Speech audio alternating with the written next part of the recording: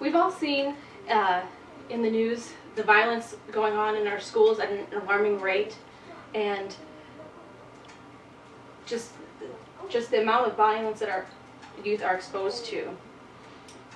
And this is what they're having to deal with every day. It's your children, your neighbors, it's our future generation, our future leaders. I currently work as a substitute teacher in the local public schools, and there's some schools I'm afraid to go into. As Christians, we need to be more involved in our neighborhood schools and to counteract violence and the lack of Christian values that these kids are exposed to. Have you ever heard anyone say, "Can you believe what those kids are doing? I never could have gotten away with that when I was their age." I'm going to explain to you some of the issues that our youth are dealing with in the schools that's causing these behavior issues, and why it affects everybody in the community, and what we can do about it. So let's go ahead and review what's going on in the public schools. One of the biggest things is the increased class sizes. And with inclusion, it's not just those that need extra help with school, it's also troubled kids. And this is very frustrating for both the teacher and for the students in the classes. And besides the increased class sizes, another issue that students are dealing with is they're afraid to go to school. Even though crime is down in school, statistically, more kids are afraid to go to school. They're afraid of what's going to happen to them on the way to school or at school. In 2011, the CDC, Center for Disease and Control, found that 6% of high school students did not go to school because of this fear. And the greatest fear between kids ages 12 to 18 is in 6th and 7th grade, and that was found by the indicators of School Crime and Safety Commission. So children are frustrated at school and they're scared. Why should this matter to us? It's not my kid. Well, negative emotions of our youth affect everybody in the community. And how so? Well, the majority of kids who are having trouble at school get suspended from school. These are reasons why they get suspended. If you look at this graph, the dark blue, these are kids that are spending time out of school in suspension. So where are they spending that time out of school? In your neighborhood, maybe right next door to you. And do you think there's a parent home? Most likely, the parents are at work, and these kids are home alone. Only a quarter, the light blue line here, only about a quarter of the kids that get suspended are placed into an alternative environment that can actually help the child.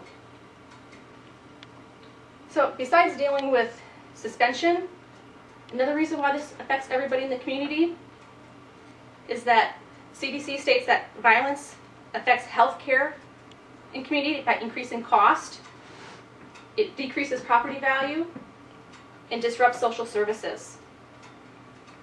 I hope you're getting that this issue is something that affects everybody.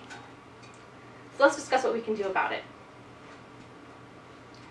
My next chart here shows that in private schools versus public schools, kids are about 3 times less likely to be subjected to a violent outburst in school. So schools which are promoting values and principles as one of their top priorities are having a lot less issue with the violence. And this chart was done by a division of the U.S. Department of Education. And I'd also like to talk about the former president of Regent University, Carlos Campo, calls all believers to engage in public schools. He says that God has given us an opportunity to engage the culture in every regard. So he's saying, let's increase our activity in schools. We need to meet the kids where they're at if we're going to affect change. One last point I'd like to bring up about what we can do is the CDC lists 4 strategies on how to decrease violence.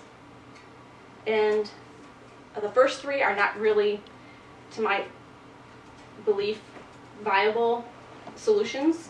and that's family-based programs, social development strategies, and changing physical and social environments. But the fourth strategy, this is one that we can all get involved in, and that's mentoring programs.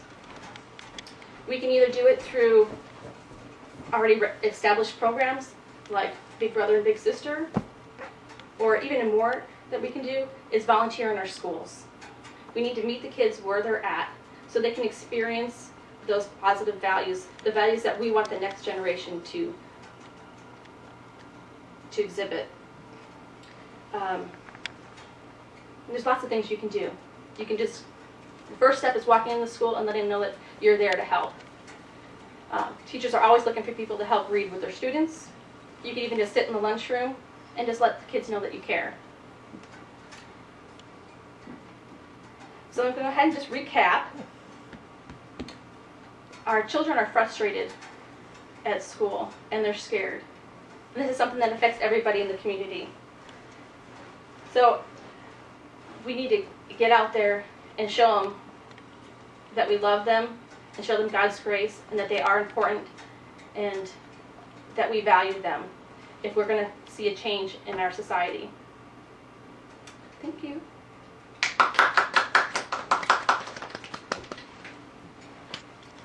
Any questions? No.